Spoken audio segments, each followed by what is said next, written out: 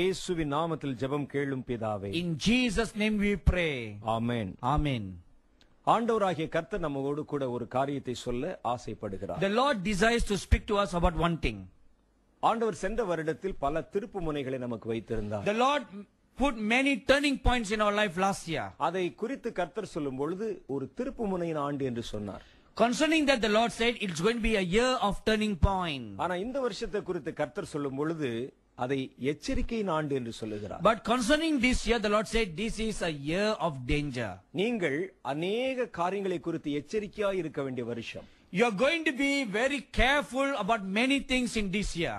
ஒரு chess board இருக்கிறது என்று வைத்துக் கொள்ளுங்கள். Let's imagine there's a chess board. அதுல ரெண்டு வண்ணமான இந்த காயின்கள் அங்கே வைக்கப்பட்டிருக்கிறது. There are two colored coins there. ஒன்று கருப்பும் ஒன்று வெள்ளையுமாக இருக்கிறது. One is black and the other is white. இதை நான் ஒரு 3 நாட்களுக்கு முன்பாக என்னுடைய இந்த தரிசனத்தில் பார்த்தேன். I saw a vision like this about 3-4 days ago. ஒரு வெள்ளை காய் நகர்த்தப்படுகிறது. A white coin is been moved. அதுக்கு அந்த காய் நகர்த்தப்பட்டவுடன் அதற்கு சமமாக வேறொரு காய் இந்த கருப்பு பக்கத்திலிருந்து நகர்த்தப்படுகிறது. When the white seed is been moved, accordingly a black seed is also moved. அப்பொழுது பரிசுத்த ஆவியானவர் என்னோடு ஒரு வார்த்தை பேசினார். At that time the Holy Spirit spoke to me one thing. நான் சென்ற வருடத்தில் என்னுடைய காய்களை நான் நகர்த்தினேன். Last year I moved my seeds. இந்த வருஷத்திலே சாத்தான் தன்னுடைய காய்களை நகர்த்த போகிறார். But in this year Satan is going to move his seeds. நான் செய்ய போகிற புதிய காரியங்களுக்கு விரோதமாய் அநேக தந்திரங்களை அவன் உருவாக்கி கொண்டிருக்கிறான். Satan has devised many evil things in this year against my works. நான் இந்த வருஷத்தில் செய்ய போகிற என்னுடைய கிரியைகளை நீங்கள் அறிந்து கொள்ள வேண்டும். You must know the wonderful things that I am going to do in this year. அதற்கு விரோதமாக சாத்தான் செய்ய போகிற அவருடைய தந்திரங்களை நீங்கள் அறிந்து கொள்ள வேண்டும். And at the same time you must also know the snares and the wiles of the devil. சாத்தானுடைய தந்திரங்களை அறிந்து கொள்ளாமல் நீங்கள் இருந்தால் நீங்கள் சர்வ ஜாக்கிரதையா இருக்கவே முடியாது. If you are not careful about the snares of the devil, you will not be able to be careful. இந்த வருஷத்தில் நான் அநேக புதிய காரியங்களை துவக்க போகிறேன். God is going to do many new things in this year. அதை சென்ற வருடத்திலே நான் ஆரம்பித்து விட்டேன். And I began them last year. நான் அவைகளை இன்னும் ஆழத்திற்குள்ளே உங்களை அழைத்து போக போகிறேன். And I am going to bring you into greater depths in this year. ஆனால் சத்துருவானவன் அதற்கு விரோதமாய் காய் நகர்த்தி கொண்டிருக்கிறான். But the enemy is preventing you from entering into that. நீங்கள் அவனுடைய தந்திரங்களை அறிந்து கொள்ள வேண்டும். You must know the ways and the vices of the devil. நான் செய்ய போகிற காரியத்தில் என்னுடைய முதல் திட்டமானது இப்படியாக இருக்கிறது. This is the first thing that I am going to do. நான் ராஜ்யத்தின் சுவிசேஷத்தை அறிவிக்க அநேகருடைய வாய்களை நான் திறக்க போகிறேன். I am going to open the mouth of many people to announce the gospel of this kingdom. ஏனென்றால் நீங்கள் நின்று கொண்டிருக்கிற இந்த காலம் என் கண்களுக்கு முன்பாக கடைசி காலமாக இருக்கிறது. Because this time that you are standing in my eyes are the last days. நீங்கள் கடைசி அந்த நாட்களை நோக்கி நகர்த்தப்பட்டு கொண்டிருக்கிறீர்கள். You have been moved towards the last days. இன்னும் குறைந்த கால அவகாசம் மாத்திரமே இருக்கிறது. Time is only very little now. இந்த பூமி தன்னுடைய கடைசி சுற்றில் இருக்கிறது. The world is on its last lap. ஆகவே கடைசி நாட்களை குறித்து நான் சொன்ன காரியங்கள் எல்லாம் நிறைவேற வேண்டியது அவசியமாக இருக்கிறது. Therefore whatever I spoke concerning the last days are going to take place shortly. மத்தேயு சுவிசேஷம் 24வது அதிகாரம் 14வது வசனத்தில் இப்படி சொல்லப்பட்டிருக்கிறது. Matthew 24 verse 14 says like this. ராஜ்யத்தின் இந்த சுவிசேஷம் பூலோகம் எங்கிலும் உள்ள சகல ஜாதிகளுக்கும் சாட்சியாக பிரசங்கிக்கப்படும். And this gospel of this kingdom shall be preached in all the world for witness unto all nations. அப்பொழுது முடிவு வரும். And then shall the end come. இந்த வசனத்தை நாம் ஆழமாக வாசித்து பார்த்தால், if we read this scripture a little deeply, உலகத்தினுடைய முடிவு வருவதற்கு முன்பாக before the end of the world comes, கர்த்தருடைய ராஜ்யத்தின் சுவிசேஷம் அறிவிக்கப்பட வேண்டும். the gospel of this kingdom shall be preached everywhere. அநேகர் இந்த வசனத்தை தப்பாக அர்த்தம் பண்ணிக் கொள்கிறார்கள். Many people have misunderstood this scripture.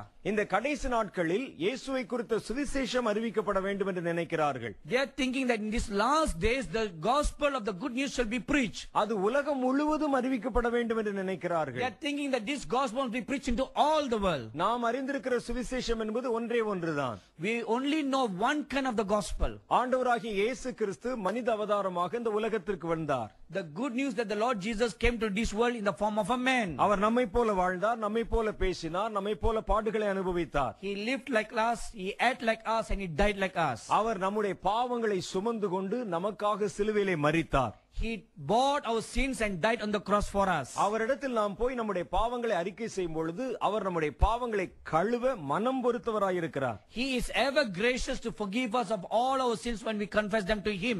அவர் ரட்சிப்பதற்காக இந்த உலகத்தில் வந்தார். He came to save us from sins. சகல பாவத்திலும் இருக்கக்கூடிய ஜனங்களை விடுவிப்பதற்காக வந்தார். He came to deliver all people from sins. ஆகவே இயேசுவை ஏற்றுக்கொள்வதுதான் ரட்சிப்புக்கு ஒரே வழி. Therefore, the only way to get saved is to believe on the Lord Jesus Christ. இதுதான் நாம் அறிந்திருக்கிற சுவிசேஷம். This is the only gospel that we know about. இது ஒரு மகிமையான சுவிசேஷம். This is a glorious gospel. அதில் சந்தேகம் இல்லை. There's no doubt about it. இந்த சுவிசேஷம் இயேசுவின் சுவிசேஷம் என்று சொல்லப்படுகிறது. This gospel is known as the gospel of Jesus Christ. சுவிசேஷம் என்ற வார்த்தைக்கு நற்செய்தி என்பது அர்த்தம் வருகிறது. Gospel means good news. உலகம் முழுவதற்கும் சொல்லப்பட்ட நற்செய்தி என்பது மனிதனுடைய ரட்சிப்பை பற்றி அமைந்திருக்கிறது. The gospel that was announced to the whole world refers to the blessings that we received from the dying of the Lord Jesus. ஆதி அப்போஸ்தலர்களும் சீஷர்களும் இயேசுவை பற்றின சுவிசேஷத்தை அறிவிப்பதற்காக உலகம் முழுவதும் போனார்கள். The disciples and the early apostles went all over the world to preach the good news. அவர்கள் இயேசுவாகிய கர்த்தர் இந்த உலகத்தில் பிறந்ததையும் அவர் நமக்காக மரித்ததையும் அறிவித்தார்கள். They preached about the dying and the resurrection of the Lord Jesus Christ. இந்த சுவிசேஷம் தான் கடைசி காலத்திலே உலகம் முழுவதும் அறிவிக்கப்படும் என்று நினைத்துக் கொண்டிருக்கிறோம். We are thinking that this is the gospel that will be preached into all the world in these last days. ஆனால் வேதம் சொல்லுகிறது இந்த சுவிசேஷம் அல்ல. But the Bible says it is not this gospel. இயேசுவின் சுவிசேஷம் அல்ல. It is not the gospel of Jesus Christ. இயேசுவின் ராஜ்யத்தை குறித்த சுவிசேஷம். It is the gospel of the kingdom of God. ராஜ்யத்தை பற்றின சுவிசேஷம் உலகம் முழுவதும் அறிவிக்கப்பட வேண்டும். It is the gospel of the kingdom that should be preached into all the world. இயேசுவின் சீடர்கள் இயேசுவுடைய மரணத்திற்கு பிறகு இயேசுவின் சுவிசேஷத்தை அறிவித்தார்கள். The disciple Jesus Christ after his death announced the good news. ஆனால் இயேசுவோ இந்த உலகத்தில் இருந்த பொழுது தன்னுடைய ராஜ்யத்தை குறித்த சுவிசேஷத்தை அறிவித்தார். But when the Lord Jesus was on this world, he spoke about the gospel of his kingdom. இயேசு இந்த உலகத்தில் வாழ்ந்த பொழுது அறிவித்த அவருடைய ராஜ்யத்தை குறித்த சுவிசேஷம் தான் இந்த கடைசி காலத்தில் பூமி முழுவதும் அறிவிக்கப்படும். The very gospel of the kingdom that the Lord Jesus preached during his days must be the gospel that we should preach in these last days. இயேசு கிறிஸ்து ராஜ்யத்தின் சுவிசேஷத்தை அறிவித்ததை குறித்து மத்தேயு சுவிசேஷம் 4:23 சொல்லுகிறது. In Matthew 4:24 it tells about the gospel of the kingdom that the Lord Jesus preached. இயேசு கிறிஸ்து ராஜ்யத்தின் சுவிசேஷத்தை அறிவித்ததை குறித்து மத்தேயு சுவிசேஷம் 9:35 சொல்லுகிறது. In Matthew 9:35 it speaks about the gospel of the kingdom that the Lord Jesus preached. இயேசு வாழ்ந்த காலத்தில் வாழ்ந்த அவருடைய தீர்க்கதரிசியாகிய யோவான் ஸ்நானகன் ராஜ்யத்தின் சுவிசேஷத்தை அறிவித்தார். Even John the Baptist, who lived during the days of Jesus Christ, preached the gospel of the kingdom of God. ராஜ்யத்தின் சுவிசேஷம் என்றால் என்ன? What does it mean, the gospel of the kingdom? அதனுடைய தன்மை எப்படி இருக்க வேண்டும்? What are his terms? தேவனுடைய வேதத்தில் இயேசு கிறிஸ்து பேசின ராஜ்யத்தின் சுவிசேஷத்தை குறித்த தன்மை வெளிப்படுத்தப்பட்டிருக்கிறது. In the gospel that the Lord Jesus Christ preached, its manners are been revealed. அதை கர்த்தருடைய வேதத்தில் மிக தெளிவாக நம்மால் வாசிக்க முடிகிறது. We are able to read about it very clearly in the gospel. Mark சுவிசேஷம் 1வது அதிகாரம் 14வது வசனத்தில் In Mark chapter 1 verse 14 it tells us very clearly over there. யோவான் காவலில் வைக்கப்பட்ட பின்பு When John the Baptist was put in prison, இயேசு கலிலேயாவில் வந்து and Jesus came to Galilee, தேவனுடைய ராஜ்யத்தின் சுவிசேஷத்தை பிரசங்கித்து preaching the gospel of the kingdom of God, காலம் நிறைவேறிற்று and saying the time is fulfilled, தேவனுடைய ராஜ்யம் சமீபமாயிற்று, and the kingdom of God is at hand. மனம் திரும்பி சுவிசேஷத்தை விசுவாசியுங்கள் என்றார். Repent and believe the gospel.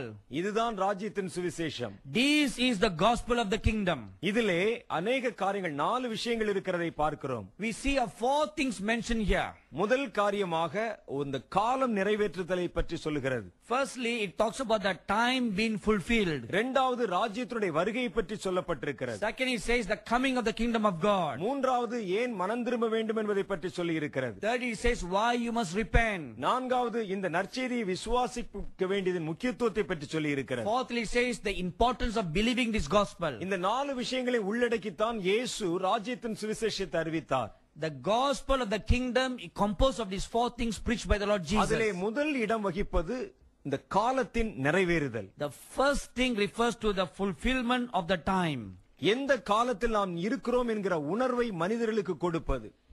Giving man the sense of time in which we are living. இந்த சுவிசேஷம் தான் இந்த கடைசி நாட்களில் உலகம் முழுவதும் அறிவிக்கப்பட போகிறது. It is this gospel that will be preached into all the world in these last days. இதை நாம் சுருக்கமாய் சொல்ல வேண்டுமானால் இயேசுவினுடைய வருகையை பற்றின காரியம் சுவிசேஷமாய் அறிவிக்கப்பட போகிறது. In a nutshell, it means that the gospel of the kingdom means the coming of the Lord Jesus Christ will be preached into all the world. இயேசு கிறிஸ்து முதல் முறையாக இந்த பூமிக்கு வந்த பொழுது அவர் மாத்திரம் தனியாய் வந்தார். When the Lord Jesus came to this world the first time, he came alone. அவர் இரண்டாவது முறையாக இந்த பூமிக்கு வரும் பொழுது தன்னுடைய ராஜ்யத்தோடு இறங்கி வருகிறார். When he will come the second time, he is not coming alone but with his kingdom.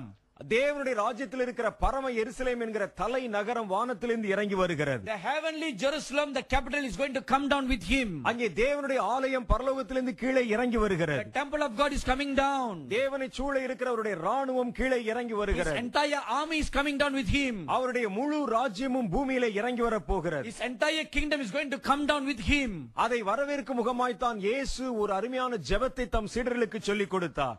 In order to make that come to pass is a beautiful prayer that the Lord Jesus taught his disciples. உம்முடைய ராஜ்யம் வருவதாக என்றார். He said, pray that your kingdom come. அதை நம்முடைய ஒவ்வொரு ஜெபத்திலும் நாம் தேவனிடத்தில் அறிக்கையிட்டு ஜெபிக்கிறோம். We are praying this prayer in all our prayer life. கர்த்தர் இந்த சுவிசேஷத்தை அறிவிக்கும்படிக்காக இந்த கடைசி நாட்களிலே ஒரு கூட்டம் பரிசுத்தவான்களை எழுப்புவார். God will raise up a group of saints to preach this gospel. ராஜ்யத்தின் சுவிசேஷத்தை அறிவிக்கிற சுவிசேஷகர்களை கர்த்தர் திரளாய் எழுப்புவார். God will raise up a huge company of evangelists who will preach this gospel of the அவர்கள் kingdom. வருகையின் காலத்தை குறித்து வாய் திறக்க போகிறார்கள். They will open their mouth and speak about the time of being fulfilled. அவர்கள் காலத்தினுடைய தன்மையை ஜனங்களுக்கு தெளிவாய் வெளிப்படுத்த They போகிறார்கள். will reveal to the people the nearness of the time in which we are living. அவர்கள் காலத்தை குறித்த தரிசனமுடைய கண்களை உடையவர்களாய் இருக்க They போகிறார்கள். will be a people with discerning eyes. வருகையின் காலத்துக்கு முன்பாக நடக்க போகிற ஒவ்வொரு காரியத்தையும் ஆதாரபூர்வமாய் அவர்கள் பிரசங்கிக்க They போகிறார்கள். will speak with evidence the things that are going to take to place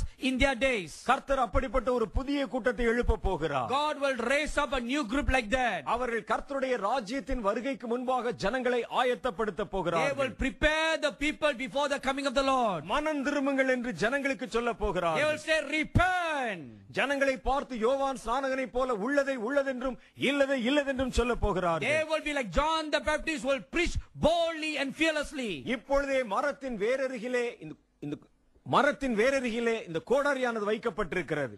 Even now the axe is laid to the root of the tree. நல்ல கனி கொடாத மரமெல்லாம் வெட்டுண்டு அக்கினியிலே போடப்படும் Every tree that bears not fruit will be cut and thrown into fire. என்று முகதாட்சணியம் இல்லாமல் பேசுகிற ஒரு கூட்டம் எழும்ப A போகிறார்கள். group will rise up, will preach boldly like that. அவர்கள் பரலோக ராஜ்யத்தினுடைய வருகை குறித்து சாட்சியோடு பிரசங்கிக்க They போகிறார்கள். will preach with signs and wonders concerning the kingdom of God. இயேசுவின் வருகையை குறித்த காரியத்தை விசுவாசிக்க வேண்டியதனுடைய முக்கியத்துவத்தை ஜனங்களுக்கு சொல்ல They போகிறார்கள். will emphasize the importance of believing the coming of the kingdom of God. ஏனென்றால் கடைசி காலத்தில் தேவனை தேடுகிற உணர்வுள்ள மனிதர்களுடைய எண்ணிக்கை குறைந்து போக போகிறது. Because in the last days, people of faith will be lesser. வேதம் கடைசி காலத்தை குறித்து இப்படி சொல்லுகிறது. The Bible says concerning the last days like this. நோவாவின் காலத்தில் எப்படி நடந்ததோ மனுஷகுமாரன் வரும் காலத்திலும் அப்படியே நடக்கும். As it was in the days of Noah, so shall it be in the days of the Son of Man. மனிதர்கள் விற்பதும் கொள்வதும் பெண் கொண்டும் பெண் கொடுத்தும் வெள்ளம் தங்களை வாரிக்கொண்டு போக மட்டும் உணராதிருப்பார்கள். Man will be giving in marriage and taking in marriage, selling and buying until the day that they were taken away by the flood. அவர்களுடைய உள்ளத்திலிருந்து தேவனை தேடுகிற உணர்வு அற்று போய்விடும். They will not have the sense of seeking of the God. அவர்களுக்கு நடுவிலே கர்த்தருடைய ராஜ்யத்தின் வருகையின் செய்தியை வைராக்கியமாய் பேசுகிற ஒரு கூட்டம் ஜனங்களை கர்த்தர் எழுப்ப போகிறார். In the midst of such people, God will raise up a group of people who will preach boldly about the gospel of the kingdom of God. இது இந்த வருஷத்திலே கர்த்தர் நகர்த்த போகிற ஒரு புதிய வெள்ளை காயாயிருக்கிறது. This is the first move that God is going to make in this new year. ஒரு புதிய அபிஷேகம் ஜனங்கள் மேல் இறங்கி வரும். A new anointing is going to come upon the people. அவர்கள் காலத்தை குறித்த உணர்வுள்ளவர்களாய் இருப்பார்கள். They will be a people who know the signs of the times. நடக்கிற காலத்தை ஜனங்களுக்கு வெளிப்படுத்தி சொல்லுவார்கள். They will reveal to the people the things concerning the times in which they are living. தேவன் செய்கிற அவருடைய ஒவ்வொரு திட்டங்களையும் ஜனங்களுக்கு வெகு அதிகமாய் ஆழமாய் பகிரங்கமாய் அறிவிப்பார்கள். They will boldly and fearlessly reveal to them the plans of God. அவருடைய வாய் கட்டப்பட்டிராது. Their mouth will not be bounded. அவருடைய கால்களுக்கு எல்லைகள் இருக்காது. There's no boundary to their feet. அவர்கள் தேவன் அனுப்புகிற எவ்விடத்திலும் கடந்து They போவார்கள். will go everywhere the Lord sends them. அவர்கள் காற்றை போல கடந்து They போவார்கள். will go like wind. நெருப்பு ஜுவாலையை போல கடந்து They will போவார்கள். grow like flaming fire. அந்த கூட்டம் எழும்ப போகிறது என்று கர்த்தர் The சொல்லுகிறார். Lord says that group is going to rise up. அவருடைய இருதயத்தின் கட்டுக்கள் அறுக்கப்பட்டு கண்கள் பிரகாசமாய் திறக்கப்படும். The bounds about them will be broken and their eyes will be enlightened. அவர்கள் காலத்தை குறித்து நிதானித்தறிகிற சுவிசேஷர்களாய்